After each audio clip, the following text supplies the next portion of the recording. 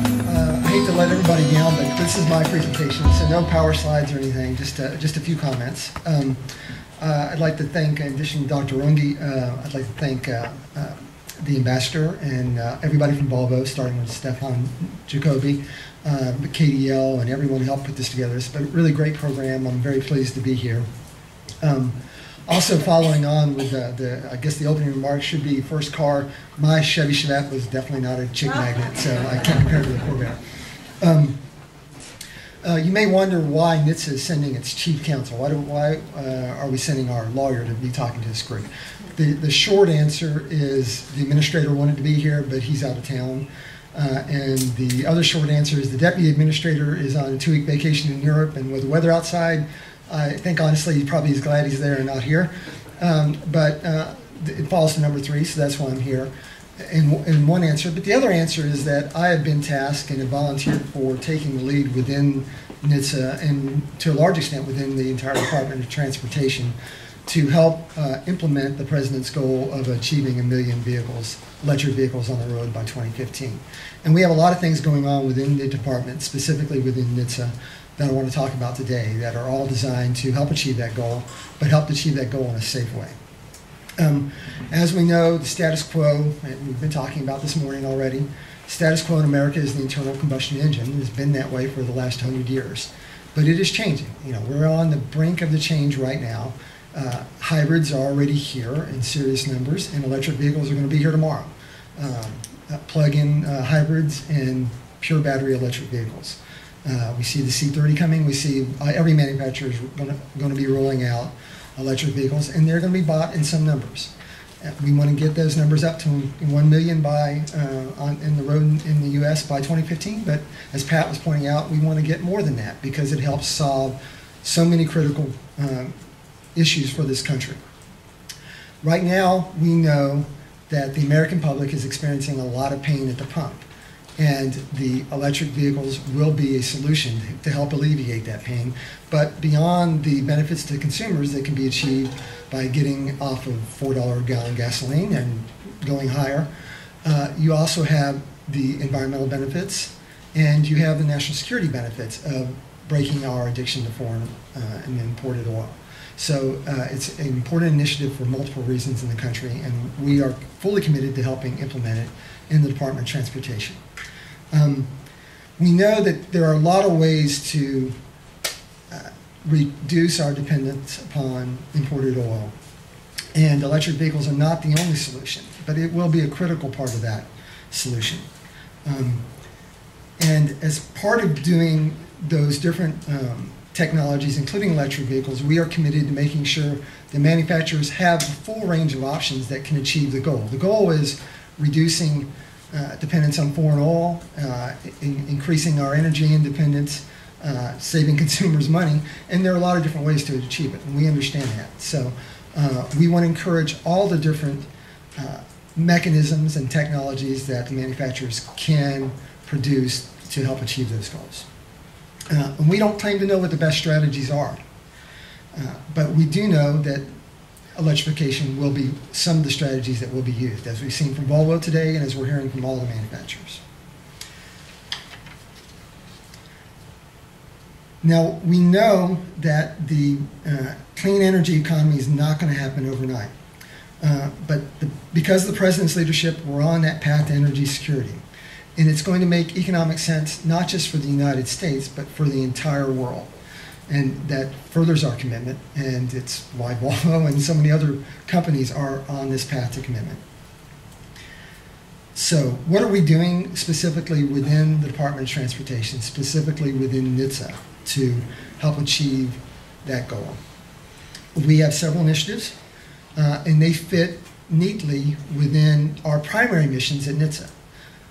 The National Highway Traffic Safety Administration, our primary mission is ensuring safety.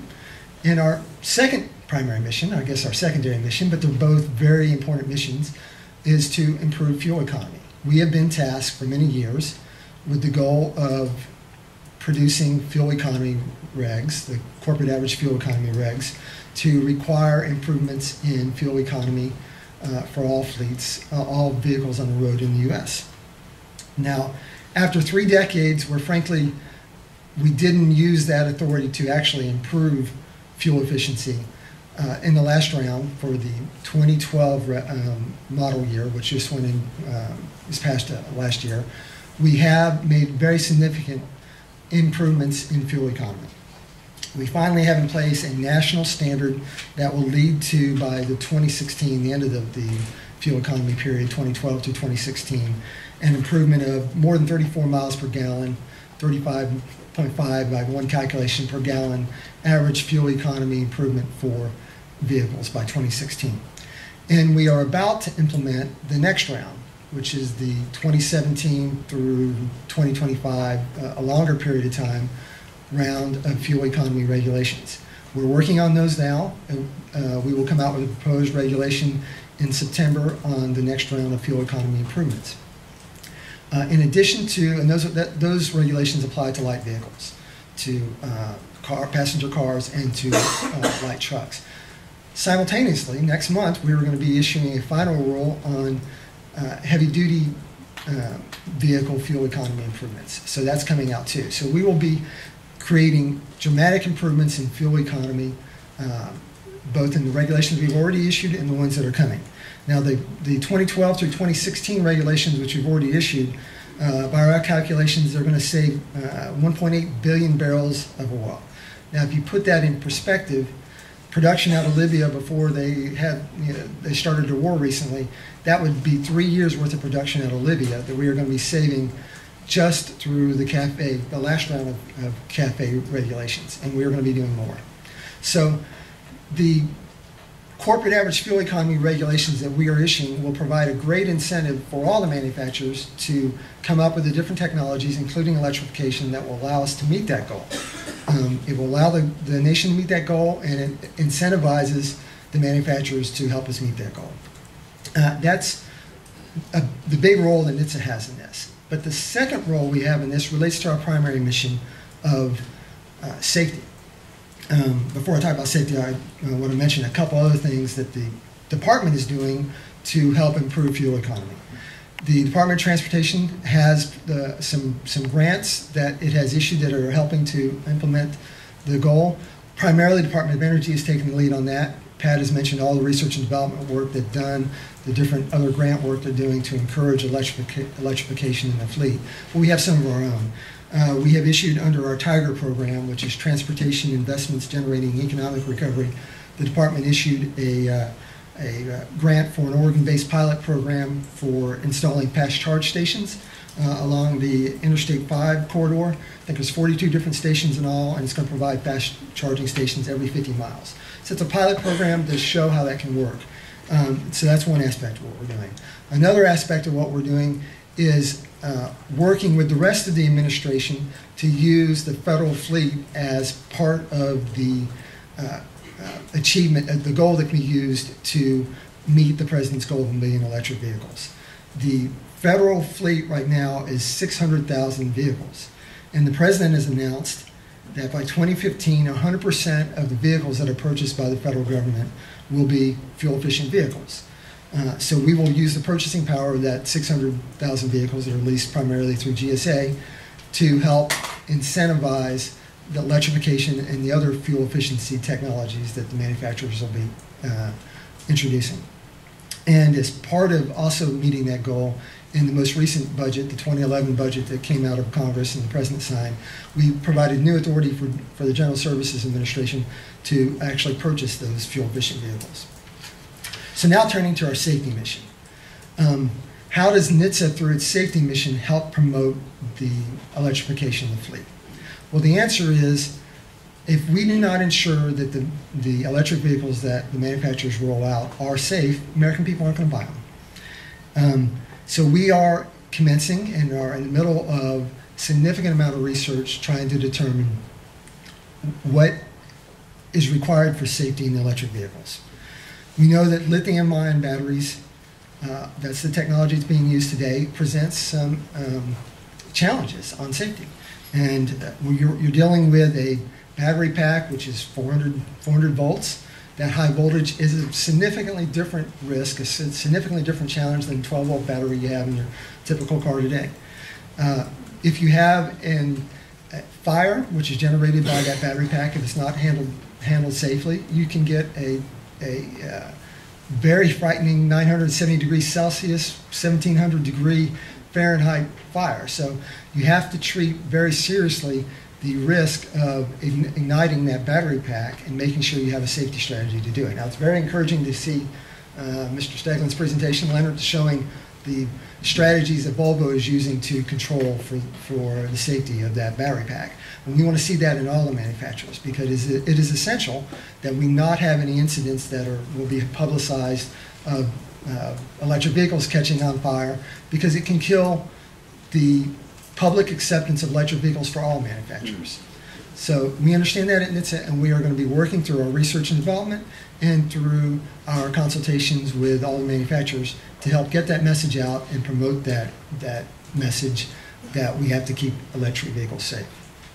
Now, we've got, through our Vehicle Safety Research Group, a great deal of analysis going on. John Maddox here in the audience. If any of you have any specific questions, I can talk about some of the policy within the department, but John can talk about the safety research we're doing.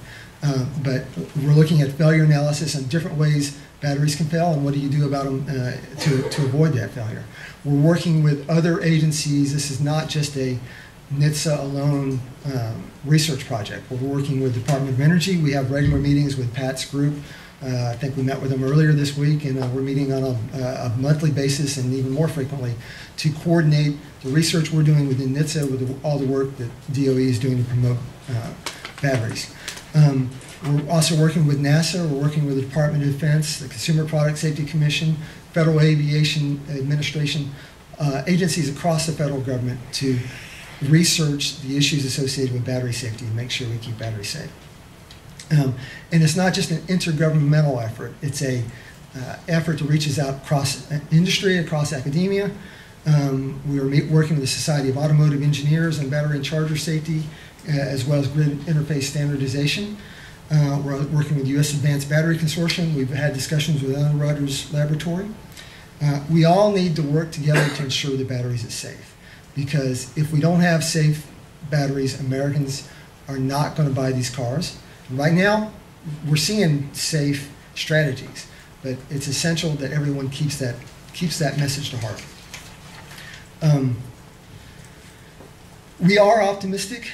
Pat was talking about their optimism for meeting the President's goal, and we at NHTSA share that optimism. We believe America will end up with 1 million electric vehicles on the road by 2015, and that will continue expanding from there. But we are not just interested in that goal. We also have, as I mentioned, safety is our mission. We want to continue to remain focused on the safety of all vehicles, including the new electric vehicles that are running out and we're coming out. And we've got constant initiatives underway today. And that's because the burdens that are placed on the American people from traffic safety are huge. Dr. Runge mentioned this in some of his remarks to begin with, but here are some of the statistics. 2009, 33,808 people died on our roads. More than 2.2 million people were injured. In 2010, we're estimating that number killed has dropped to 32,788. It's the smallest number of fatalities since 1949, but it's still way too many. In addition to this terrible personal toll from fatalities and injuries, there's a huge economic cost to America. We estimated back in 2000 that the estimated annual cost of traffic crashes was $230 billion, more than $820 per person in the U.S. Those are old figures, and we're updating them now, but it's still going to be very significant. So we have a balancing act that we have to do to promote electric vehicles in this country. We recognize that balancing act, but in that balancing act, we want to make sure that we do not lose sight of safety. In order to achieve that goal of electric vehicles, we will continue working and remain dedicated to our primary safety mission, and then we can achieve both the safety of the vehicles on the road for the American people and improving the fuel economy for the good of our nation, the good of our climate, good of our national security. Thank you.